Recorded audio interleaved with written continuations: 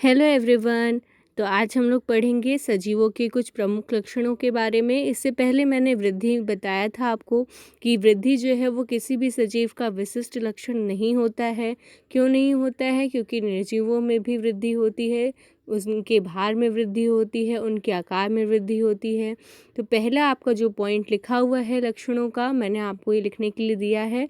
आपको यही जो है समझना है अब इस वीडियो में। तो मैं बताती हूँ आपको कि जो लिखा हुआ है वो क्या है और हम कैसे इसको अपनी लैंग्वेज में भी लिख सकते हैं। सभी सजीव वृद्धि करते हैं, जीवों के भार व संख्या में वृद्धि होती है। जीवों के भार मतलब उनका वेट भी बढ़ता रहता है और उनकी संख्या तो बढ़ती ही है। जैसे अगर एक मनुष्य है, एक मानव है, तो ऐसा ज़रूरी नहीं है कि हज़ारों साल तक सिर्फ वही एक मानव रहेगा। वो प्रजनन करके अपनी जैसी संतानें उत्पन्न करता है, चाहे एक पेड़ हो, चाहे वो एक मानव हो, चाहे वो एक कुत्ता हो या बिल्ली हो, सब जो है वो वृद्धि करते हैं। और सजीवों में जो वृद्धि होती है, जो जीवों में वृद्धि होती है, वह आंतरिक वृद्धि होती है। ठीक है, आंतरिक वृद्धि मैंने बताया था आपको क्या होती है, जो कि हमारे शरीर के अंदर होती है। ठीक है, और जो हमारे निर्जीव होते हैं उनमें यह वृद्धि क्या होती है, बाह्य वृद्धि होती है। मतलब वह बाह्य कारणों की वजह से वृद्धि करते हैं, चाहे वो धूल का जमना हो, चाहे वो बर्फ़ का जमना हो, यह सब क्या है, उनके वृद्धि के कारण है निर्जीवों के। लेकिन हमारी जो वृद्धि होती है वह आंतरिक होती है। सेकंड पॉइंट है हमारा, सजीव प्रजनन करते हैं। सारे सजीव जो हैं वह प्रजनन करते हैं। किस लिए प्रजनन करते हैं? दो तरह के प्रजनन होते हैं। एक होता है हमारा अलैंगिक प्रजनन, दूसरा होता है हमारा लैंगिक प्रजनन। तो हमारे जो सजीव हैं वो अपनी जैसी जाति, जो हमारे शरीर है या हमारा जो अस्तित्व है, वैसे ही बनाए रखने के लिए संतानें उत्पन्न करते हैं। तो सभी सजीव क्या करते हैं, अपनी जैसी जाति व अस्तित्व बनाए रखने के लिए प्रजनन करते हैं और संतानों को उत्पन्न करते हैं। उदाहरण हमारा खच्चर है, श्रमिक है, मधुमक्खी है, नपुंसक मानव, ये सब जो है एग्जाम्पल हैं। ऐसे आप अपने मन से भी कई एग्जाम्पल लिख सकते हो। थर्ड है हमारा पॉइंट, सजीव उपापचयी क्रियाएं करते हैं। मैंने आपको पहले बताया था कि किसी भी जीव में अगर उससे पूछा जाए कि लक्षण क्या है, तो लक्षण में आप बहुत पॉइंट्स लिख सकते हो कि वह वृद्धि करते हैं, वो प्रजनन करते हैं, वह उपापचयी क्रियाएं करते हैं, वो उत्तेजना जो है उसके प्रति सक्रिय होते हैं। तो ये सब पॉइंट्स हम लिख सकते हैं। लेकिन अगर आपसे पूछा जाए कि विशिष्ट लक्षण क्या है, तो विशिष्ट लक्षण का मतलब ये होता है जो सिर्फ सजीवों में हो। जैसे वृद्धि हमारा निर्जीवों में भी होती है और सजीवों में भी होती है। और मैंने आपको ये भी बताया था जो जनन है वह हमारे कुछ निर्जीव भी करते हैं, तो हम इसको विशिष्ट लक्षण नहीं कह सकते, है ना। तो ये चीज़ें आपको ये मैंने आपको दिया भी था क्वेश्चन कि आपको बताना है कि कौन सा ऐसा हमारा जो निर्जीव है वो जनन करता है, या ऐसा हम उसको विशिष्ट लक्षण क्यों नहीं कहते हैं, तो आपको ये बताना है। और थर्ड हमारा जो है वो विशिष्ट लक्षण है, मतलब जो सजीव है वो उपापचयी क्रियाएं करते हैं, मतलब वो पाचन करते हैं, वो पोषण करते हैं। तो ये सब क्रियाएं जो होती हैं वो निर्जीवों में उपस्थित नहीं होती हैं। ये सिर्फ और सिर्फ हमारे जो सजीव होते हैं उनमें उपापचयी क्रियाएं होती है। और हमारे जो सजीव हैं ऐसी हज़ारों उपापचयी क्रियाएं करते हैं, सिर्फ एक दो नहीं करते हैं, ऐसी हज़ारों सजीव जो हमारी उपापचयी क्रियाएं हैं वो सजीव करते हैं। ये जीवों की स्पष्ट अभिलाक्षणिक गुण हैं। फोर्थ है हमारा, सजीवों में उत्तेजना व चेतना पाई जाती है। जीवों में अपने आसपास के वातावरण या पर्यावरण के भौतिक, रासायनिकों तथा जैविक उद्दीपकों के प्रति प्रतिक्रिया करते हैं, अर्थात उत्तेजना व चेतना करते हैं। इसका मतलब है कि जैसे हमारा हाथ है, हमको कोई चुटकी काट रहा है तो हम हाथ हटाएंगे ना, हम उसके प्रति क्या हुए, सक्रिय हुए, हमको उसमें क्या उद्दीपन मिला। तो वैसे ही हम जो सजीव हैं वह उसके प्रति क्या करते हैं, रिएक्ट करते हैं, मतलब हम रिस्पॉन्स करते हैं कुछ ना कुछ। जैसे अगर हमारा हाथ जल रहा है तो हम वहाँ से हाथ हटाएंगे ना, अगर हमको ठंडी लग रही है तो हम ढेर सारे कपड़े पहनेंगे, तो हम क्या कर रहे हैं, उसके प्रति रिएक्ट कर रहे हैं, है ना, उद्दीपनों के प्रति हम सक्रिय हैं। तो ये हमारे सजीवों का लक्षण होता है।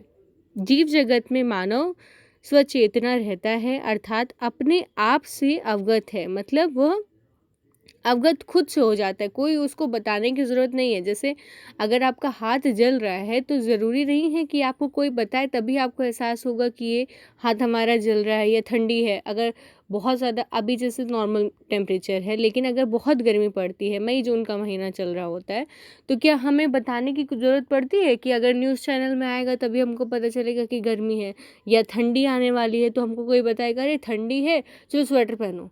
तो हमको इन सब चीज़ों के प्रति हम खुद से सक्रिय होते हैं, कोई हमें अवगत ना भी कराए तब भी हम समझ जाते हैं।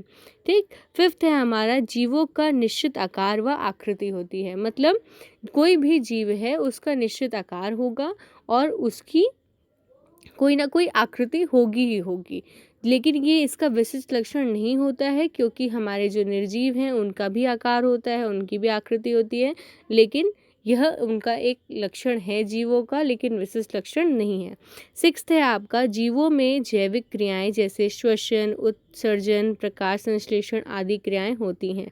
जीवों में क्या होती हैं? ये जैविक क्रियाएं होती हैं।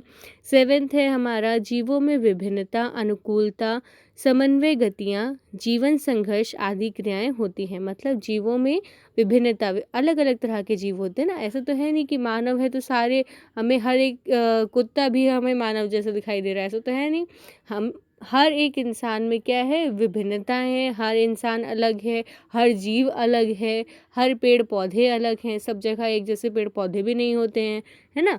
जैसे इंसान अलग है, जैसे मेरा चेहरा अलग है, आपका चेहरा अलग है, वैसे ही पेड़ पौधों में भी सब अलग होते हैं, हमारा नेचर भी अलग होता है। बहुत से लोग बहुत बातें करते हैं, बहुत से लोग बिल्कुल भी बात नहीं करते हैं।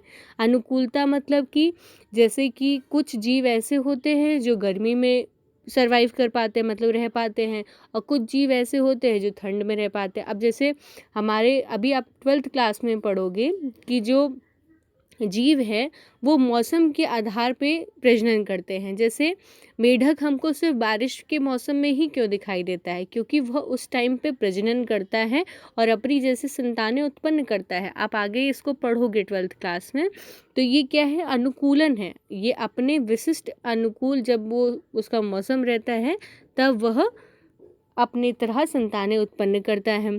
ठीक है, मतलब जीवन संघर्ष करता ही रहता है। जो नहीं कर पाता है संघर्ष, जो हार मान लेता है, अगर हमें ठंड लग रही है और हम संघर्ष नहीं करेंगे तो क्या होगा? हम सरवाइव नहीं कर पाएंगे। इसीलिए बहुत सारे ऐसे हमारे जीव हैं जो ख़त्म हो चुके हैं, क्योंकि वो सरवाइव ही नहीं कर पाए, है ना।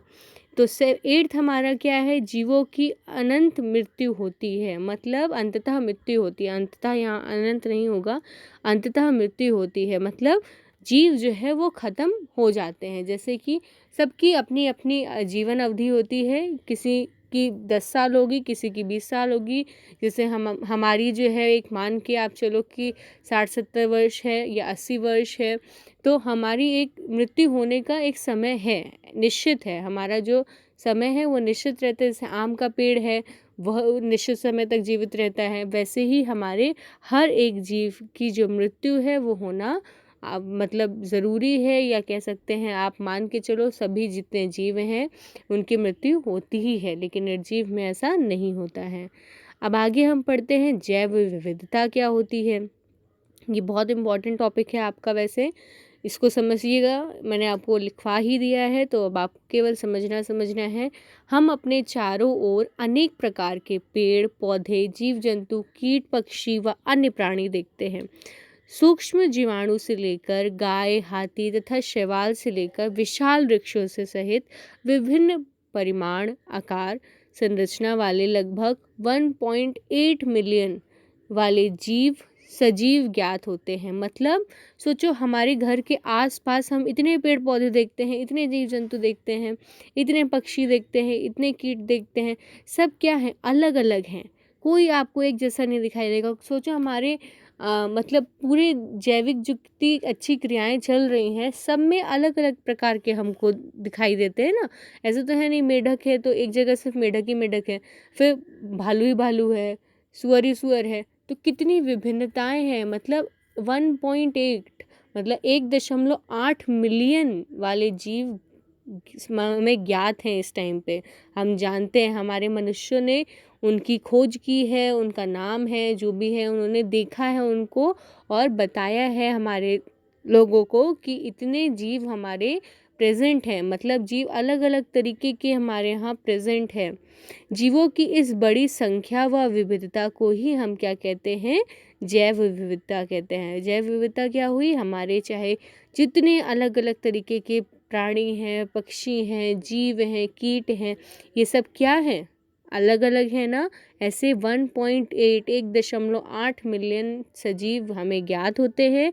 इन्हीं सजीवों की जो इतनी बड़ी संख्या है उसी को हम क्या कहते हैं, जैव विविधता कहते हैं। आगे हमारा है नामकरण।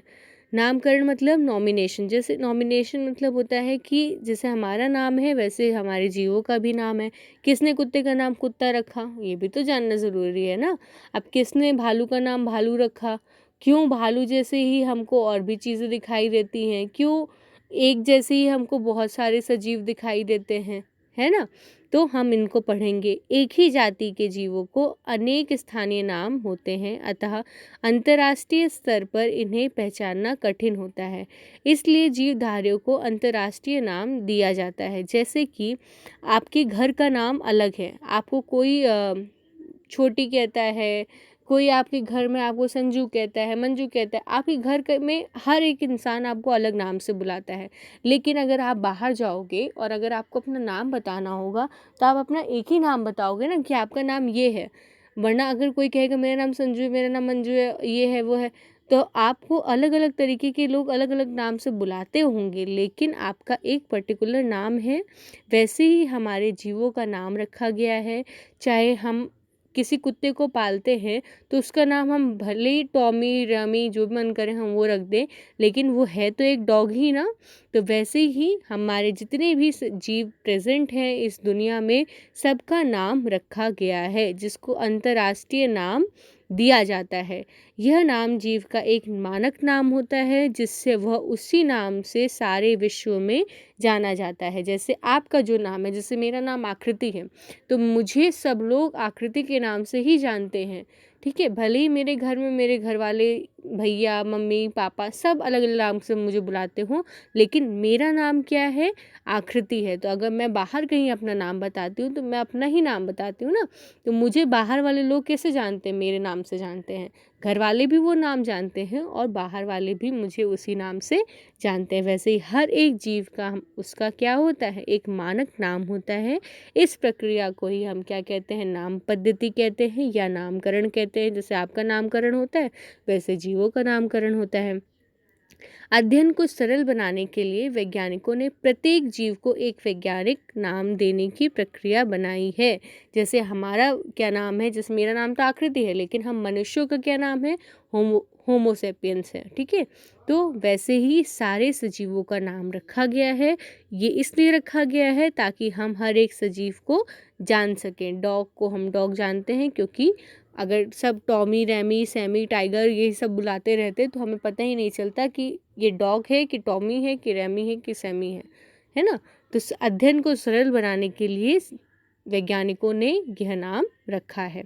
पादपों के लिए मतलब जो पेड़ पौधे हैं उनके लिए क्या किया गया है, international code of botanical nomenclature, मतलब ICBN, international code of botanical nomenclature बनाया गया है। आज की वीडियो में आपको मैं इतना ही एक्सप्लेन करूँगी। इसके आगे की वीडियो में मैं आपको इसके आगे के बारे में बताऊँगी। तो तब तक अगर आपको ये समझ में आ गया हो तो नीचे कमेंट करके बता दीजिएगा, या आप व्हाट्सएप ग्रुप पर भी अपना बता सकते हैं कि मैम समझ में आ गया है। तो पढ़ते रहिएगा, कोई डाउट होता है तो आप मुझसे पूछ सकते हैं। Bye bye, take care.